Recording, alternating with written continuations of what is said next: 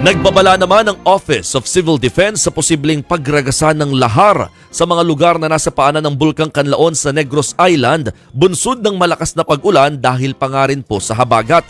Ayon sa OCD, asahan na ang posibleng pag-agos ng naipong putik sa ilang araw na pagbuga ng abo at asupre ng bulkan.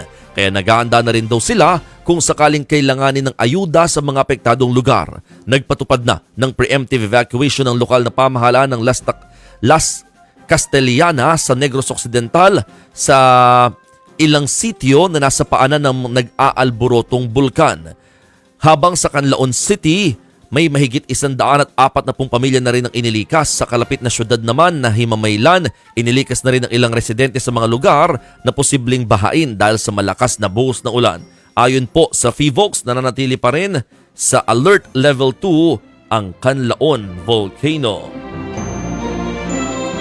Hindi Las Castellana pala, kaya pala nabulol ako. La Castellana lang. Ayan, La Castellana sa Negros Occidental.